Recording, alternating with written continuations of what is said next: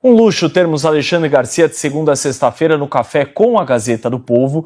E agora nós vamos retomar aquele assunto sobre a relatoria do projeto antifacção que está com o deputado federal Guilherme Derrite, secretário de Segurança Pública do Estado de São Paulo, que está licenciado. Agora nós temos a fala de Andrei Rodrigues, ele que é diretor-geral da Polícia Federal e criticou o projeto. Há nesse projeto várias inconstitucionalidades que vêm num sentido contrário àquilo que nós entendemos ser necessário. Há uma supressão de competências da PF, a criação de mecanismos que, na nossa avaliação, podem dificultar a nossa atuação para o enfrentamento ao crime organizado. Fabi, na primeira parte do programa, eu havia contextualizado que um dos motivos, primeiro que assim, o projeto ele vai ter duas vertentes fortes. A primeira deles é potencializar as penas de integrantes de facções criminosas. Ponto. Isso me parece ser unanimidade dentro do Congresso, salvo um ou outro partido mais radical da esquerda. E tem uma outra questão envolvendo esse projeto, que eu estava conversando com algumas pessoas próximas ao Derrite, que o que motivou ele é essa questão da Polícia Federal. Nós tivemos o homicídio de Vinícius Grisbá, aqui o delator do PCC, ele que lavava dinheiro posto de gasolina, compra e venda de imóveis, fintechs e criptomoedas. Com isso, ele era um delator aqui da Polícia Civil, assinado o acordo pelo GAECO com Lingol Gaquia há mais de um ano. E como o assassinato dele ocorreu, o homicídio, na calçada do aeroporto de Guarulhos, a área é federal e toda a investigação passou para o colo da PF, algo que já estava com a Polícia Civil. E aí o Derrite, justamente o projeto, quer falar, gente, peraí, se a investigação está há anos com a Polícia Estadual aqui, não é porque, só por uma questão de CEP do que ocorreu ali, agora vai transferir tudo para a PF. E aí começaram a falar uma série de coisas, etc. O próprio Andrei Rodrigues, diretor da Polícia Federal, disse que isso enfraquece a corporação, etc. Queria ouvi-la, Fabi. Não enfraquece, né? Primeiro que é mentira, como disse o próprio Derrite ontem na coletiva, é mentira a interpretação que estavam dando em relação à Polícia Federal. Né? Já é assim, já funciona assim. As investigações são conduzidas pelas polícias civis de cada estado, né, com raríssimas exceções, como o caso aí que você explicou, que por se tratar de uma área federal, já começa ali, né, então, na órbita da Polícia Federal. E o que esse projeto prevê? Qual é a verdade? Ele não reduz nada, não tira nada, mas agiria em cooperação. Então, nesse caso específico aí do Grisbá, a gente teria a polícia civil podendo compartilhar as provas da investigação já diretamente com a Polícia Federal e eles trabalharem em cooperação. Como é muito fácil a gente também fazer um exercício, como ocorreu nessa operação recente do Rio de Janeiro, onde você teve ali um combo de polícias agindo em cooperação. Se a gente desmembrar, a mesma coisa que falar que a Polícia Civil não pode trabalhar com a Polícia Militar, né? Então, só daria mais liberdade para as polícias dos estados. E por que isso é importante? Porque, primeiro, tem a questão regional, cada região do Brasil tem o tipo de crime que eles acabam se especializando, é diferente, gente, é bastante diferente, e essa questão aí que o Derrite trouxe, de que era mentira, era de fato mentira, né? E a questão da pena, o endurecimento de penas, é importante, mas acho que as outras medidas que inclusive o Derrite anunciou ontem, elas vão falar um pouco mais alto. Quais são elas? O que eu achei mais importante lá da coletiva do Derrite, que ele diz que as lideranças dessas facções criminosas serão colocadas nos presídios federais e ficarão à mercê de como já acontece, né, quando você tem esse crime Marcola, Fernandinho Beiramar, e tantos outros, Marcinho VP, já estão assim. Então, só que vai ter monitoramento, inclusive, dos advogados. Então, isso dificulta e muito, né, a comunicação dessas lideranças com as ruas. Então, a polícia vai caber pegar. Na hora que pegar, então a justiça caberá prender, manutenção dessa prisão e esse regime especial em presídio federal que faz toda a diferença. Isso realmente mina e demais a ação, o poder desse pessoal aí que é a liderança dessas facções. Também ali acaba sendo inibitório, né, para que outros ascendam nesse tipo de crime. Então tem uma série de outras medidas, é importante, tem a interpretação de que o Derrite, então, teria pego parte do texto. Eu ontem acompanhei com, assim, surpresa o promotor daqui de São Paulo, Lincoln Garcia, dar diversas entrevistas criticando a proposta do Derrite, que era um pouco mais dura, e também fazendo essa análise um pouco bizarra em relação à redução do poder da Polícia Federal, né? E eu não quero politizar o momento, né, que o momento a Polícia Federal, ela realmente está deixando demais a desejar, participando de várias operações de cunho de perseguição política, ao invés de realmente perseguição a criminosos, mas a gente precisa entender que as leis, elas ficam para sempre. Então, tirando este momento, que espero que a Polícia Federal aí volte, né, para ser inclusive chamada de gloriosa Polícia Federal, nós precisamos ter ela forte, mas que compartilhe provas e compartilhe informações, inteligência e etc. Não ao contrário. Mas o posicionamento aí, né, do diretor-geral da Polícia Federal é lamentável, mas a gente não poderia esperar mais nada além disso, porque realmente ele tem essa postura política, né, que não tem nada de independente. Ele é completamente obediente ao Lula e ao governo Lula. Então, esta Polícia Federal realmente é a Polícia Federal do Lula, não a Polícia de Estado, é uma Polícia de governo. Vou passar para Carla e para Cris. Queria saber a opinião da Cris, porque me parece que agora é assim, toda legislação, toda categoria que você vai mexer no Brasil, e aí não falo só da Polícia Federal, não, querem tirar nossos direitos, querem enfraquecer a instituição, a corporação. Agora você não pode mais revisar nada, porque aí todo mundo sai berrando, enfim, tá complicado. História que a gente fala hoje, né? Quando você não tem o discurso que o outro quer ouvir, você sempre... a sua fala sempre vai ser negada, é sempre assim. A gente percebe o seguinte, que se essas operações, como a Operação Carbono, né, oculto, estariam comprometidas, imagina isso, se esse relatório ele estivesse em vigor, qual seria o custo daqui para frente, por exemplo, na descoberta, né, Cris, das fraudes milionárias, ou na descoberta e na investigação do narcotráfico, do narcoterrorismo aqui no Brasil. Quer dizer, se a gente pontuar isso, vai longe, né? Estamos sem o sinal da Cris? Daqui a pouquinho a gente vai tentar reabilitar o sinal aqui com a Cris. Enquanto a gente reabilita, deixa eu dar uma notícia para vocês.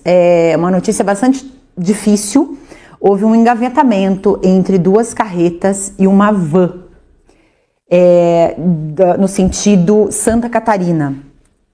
Exatamente numa curva que é conhecida como Curva da Santa, onde acontecem muitos acidentes absurdos realmente, ali na 376, ali quase na transição para 101, né, que sai de Curitiba aqui direto ali para Santa Catarina. E essa van estava cheia de crianças. Essas crianças estavam indo para o Beto Carreiro, para brincar, para viver a infância. A princípio, esse caminhoneiro... um caminhão desgovernado atingiu outra carreta, que atingiu a van, e essa van pegou fogo.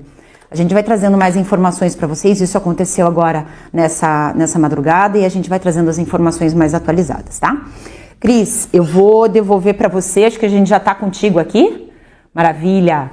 Então, retomando esse assunto aí das polícias, quer dizer, quando não se tem o discurso pronto do que se quer ouvir, a polícia mais uma vez tentando se fortalecer por si só, porque realmente o desgoverno estão tirando tudo, né, da polícia, inclusive não só a iniciativa de combater o crime, mas também daqui a pouco estão lá saqueando as armas, né? Sim, veja, o delegado-geral da Polícia Federal, André Rodrigues, devia lutar por mais independência da Polícia Federal, para que a Polícia Federal trabalhasse como deve trabalhar e não ficasse subjugada aí ao ministro Alexandre de Moraes, ao Flávio Dino, ao Lula, porque vamos lembrar, Flávio Dino, quando era ministro da Justiça e Segurança Pública, ainda antes de ser indicado por Lula para o STF, ele disse com todas as letras a Polícia Federal do Lula. A minha Polícia Federal, minha Flávio Dino. Então, o André Rodrigues que andou esses dias confessando, né, que tinha sim recebido pedidos de ajuda do governador do Rio de Janeiro, Cláudio Castro, para aquela mega operação que se realizaria tempos depois, foi avisado com antecedência, e achou que não era o momento deles entrarem numa operação da polícia do Rio de Janeiro, e daí o próprio Lewandowski, atual ministro da Justiça, contestou, não, peraí, ficou aquela coisa constrangedora. André Rodrigues devia cuidar disso, do trabalho independente da Polícia Federal e não desses grupelhos subjugados ali dentro da própria Polícia Federal que ele dirige. Em relação ao Derrite, que está licenciado do cargo duríssimo de secretário de Segurança Pública do Estado de São Paulo, onde essas facções criminosas terroristas atuam pesadamente contra a população civil, atacando e subjugando inocentes dentro das próprias áreas que eles dominam, né, as chamadas comunidades ou favelas, e ele se licencia do cargo para entrar nessa importante discussão, porque ele tem mandato de deputado federal, ou seja, foi eleito pelos paulistas para estar lá representando os paulistas também nas questões de segurança pública, que é a área de especialidade dele. Ele vai lá, assume a relatoria desse mega projeto que eles estão chamando de Marco Legal de Combate às Facções Criminosas ou de Combate ao Crime Organizado, para tentar substituir aquela narrativazinha fake da extrema esquerda, de SUS, da segurança pública, aquela bobajada, onde o governo Lula, onde o PT, onde a extrema esquerda quer se apoderar das polícias estaduais, do comando das polícias e da segurança pública estadual, e provocar, a gente sabe o quê, né? Ainda mais caos na segurança pública, porque se de longe já não participa, imagine concentrando todos os esforços ali. Derrite vem e apresenta uma alternativa ao texto da lei, já que a esquerda é contra. Por exemplo, classificar as organizações criminosas como terroristas. E eu nem gosto da palavra organizações ou organizado para o crime, porque é uma palavra positiva para algo que é muito negativo. Eles são, eu acho que até extremamente desorganizados. O que eles têm é conluio com o poder público em muitas esferas e com pessoas específicas de partidos específicos, e por isso eles parecem para a sociedade que estão sob alguma organização. Para mim, ali é crime e ponto final. O Derrite está querendo, a Fabi expôs aí de forma bem apropriada e bem detalhada o projeto, mas eu quero lembrar e enfatizar que o Derrite está querendo arrochar a lei, deixar mais pesada a lei para quem comete crimes hediondos, graves, gravíssimos, como tráfico de armas, de drogas, e subjugar populações inteiras, bairros inteiros de grandes cidades ou até de pequenas cidades. A lei deles, há uma lei paralela. Eles têm o delegado do crime, eles têm as leis do crime, as regras do crime, eles decapitam pessoas, eles promovem estupro, eles expulsam pessoas de casa, eles vendem, entre aspas, água, luz, internet, gás. A população é obrigada a viver sobre aquelas regras. De onde que isso não é terrorismo e não é crime, facção criminosa? Só a esquerda mesmo para passar a mão na cabeça deles. O Derrite quer que esses criminosos, quando presos, sejam enviados diretamente para presídios federais, onde não tem direito à visita íntima, não tem direito à saidinha, onde tem que cumprir mais do que 1/3 da pena para conseguir progredir de regime, então eles ficam mais tempo na prisão. Ou seja, enquanto não se promove uma grande reforma do Código Penal para acabar com todos esses penduricalhos, esses benefícios aí com os quais a sociedade não concorda e que foram colocados na lei por políticos coniventes com os criminosos, enquanto não passa essa reforma, pelo menos aqueles grandes criminosos já estariam mais puníveis, porque a impunidade hoje é que gera esse ciclo vicioso da criminalidade. Eu recomendo que a nossa audiência depois busque a entrevista coletiva do deputado federal Guilherme Derrite e saiba exatamente o que ele está propondo, porque óbvio que a narrativa já é de Derrite arregou, agora ele vai deixar, ele vai concordar com a esquerda, e eu não acho que ele tenha que ser abandonado nessa hora, ele precisa de apoio da sociedade. Tá certo, Gris. Eu vou devolver para vocês aí em São Paulo para a gente continuar com os nossos assuntos de hoje. Inclusive, eu estou apurando mais informações aqui sobre esse acidente que eu acabei de citar para vocês, tá? Então, seguimos por aí.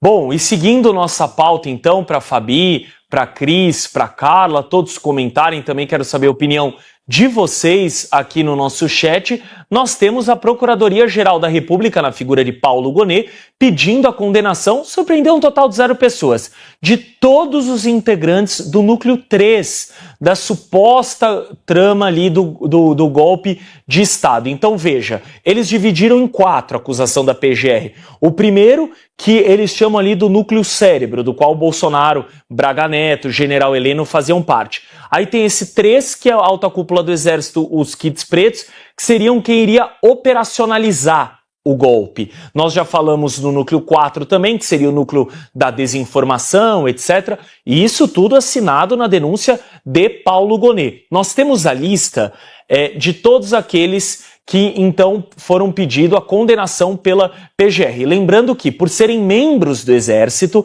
além do STF, depois terá também um julgamento no STM, Superior Tribunal Militar. Vamos lá. Bernardo Correia, coronel do Exército, Estevão Teófilo, general da Reserva do Exército, Fabrício Morales, coronel do Exército, Hélio Ferreira, tenente-coronel, Márcio Nunes de Rezende, coronel do Exército, aí nós temos Rafael Martins, tenente-coronel, Rodrigo Bezerra, tenente-coronel, Ronald Ferreira, tenente-coronel, Sérgio Ricardo Guedes, tenente-coronel e Vladimir Matos, agente da PF, é o único que não integra o Exército Brasileiro, mas também é um servidor público, no caso, membro da Polícia Federal.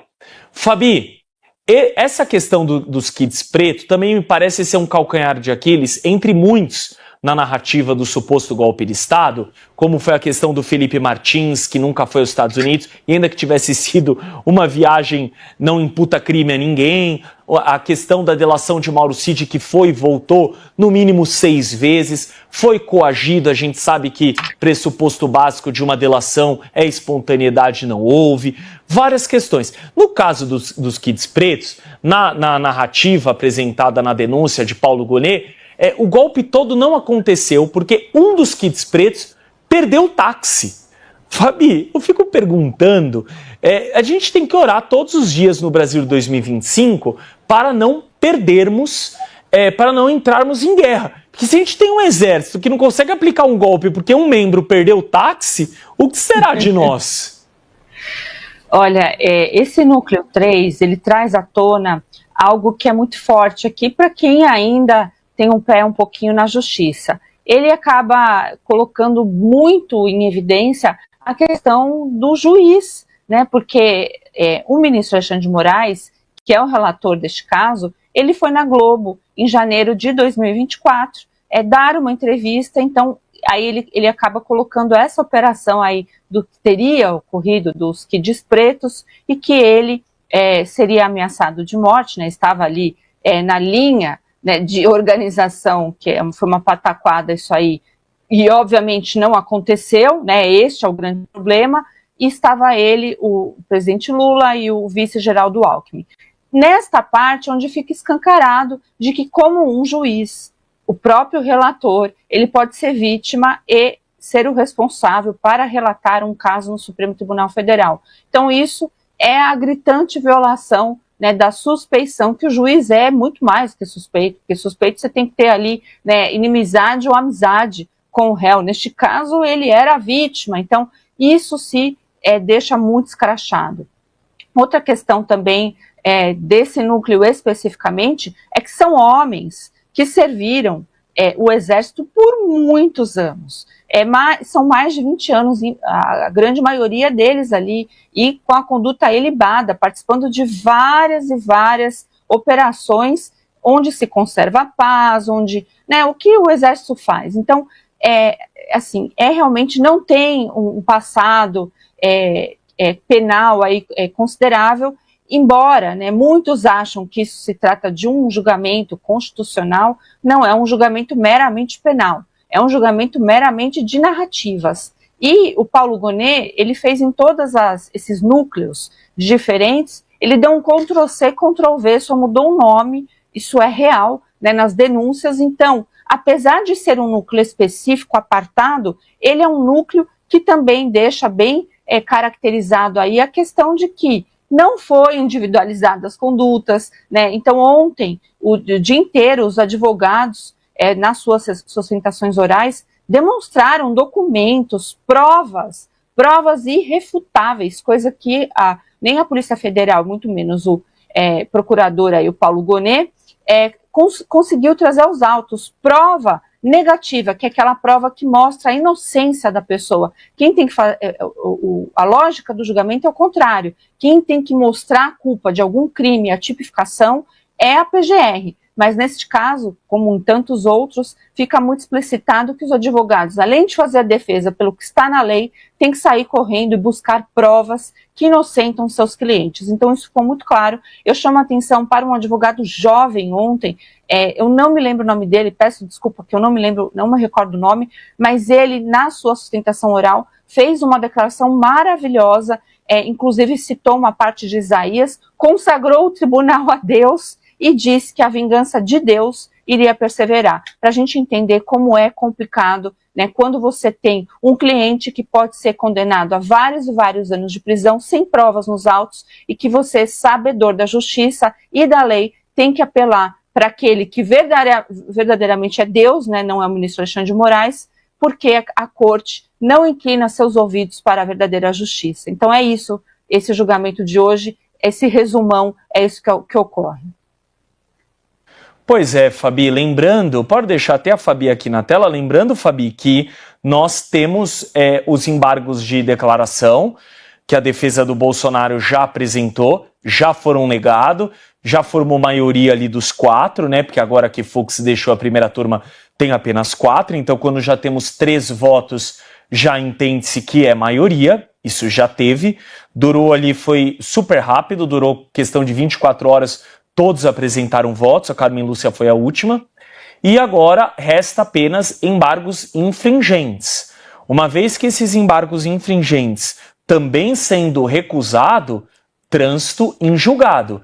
E aí, portanto, precisa definir se ele continuará preso, porque ele já está preso há mais de 100 dias. A questão é, a defesa deve entrar com um pedido por uma questão de saúde, ele permanecer em prisão domiciliar. Ao que depender da vontade do ministro Alexandre de Moraes, deve encaminhá-lo à Papuda. Isso deve ocorrer ainda esse ano e possivelmente nos próximos dias, nas próximas semanas. O que você acha, Fabi?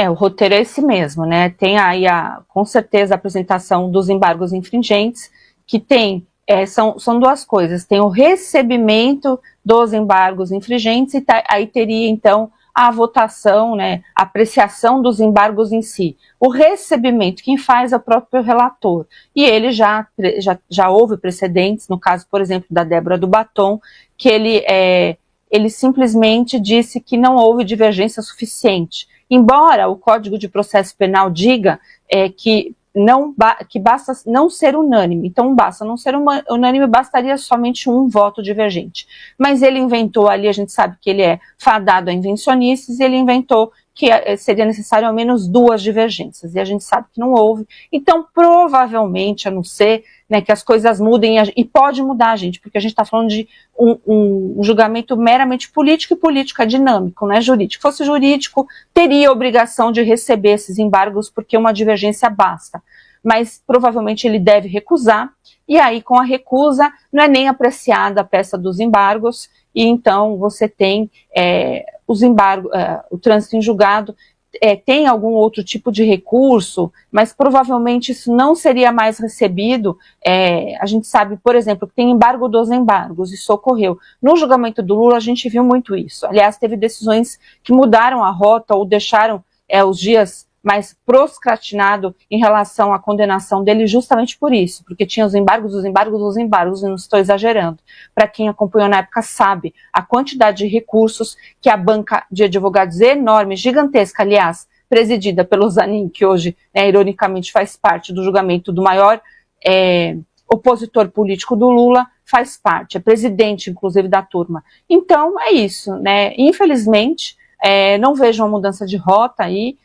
O presidente Bolsonaro terá a sentença transitada em julgada e haverá a decretação da sua prisão, que por ser tantos anos já começa em regime fechado, né? E não é fácil entrar no sistema prisional vai ser muita vergonha para quem é honesto, isso é muita vergonha, vai precisar de muita força, e tem essa questão da prisão domiciliar, mas existem lá esse sadismo absurdo de alguns jornalistas estarem mostrando, inclusive, as celas na Papudinha, né, onde o presidente Bolsonaro poderia ficar. Tem a questão de quartéis também, mas ele ter a liberdade restrita e começar em regime fechado será um duro golpe, não somente para o próprio presidente Bolsonaro, mas para a família dele e principalmente para o que a gente considera como justiça no Brasil. Isso é mero justiçamento, isso é mera vingança, isso é lawfare, isso é perseguição política consumada. Não existe nos autos, assim como disse, e eu fico aqui agarrada ao ministro Fux, não existe nos autos provas de que houve, de fato, a questão de uma tentativa de um golpe de Estado. Isso não houve, não foi trazido aos autos, e a refutação do ministro Fux, ela é perfeita. Pena, né, que não vai ser levada, então, a plenário, que seria o mínimo só para começar a fazer justiça com o presidente e os demais.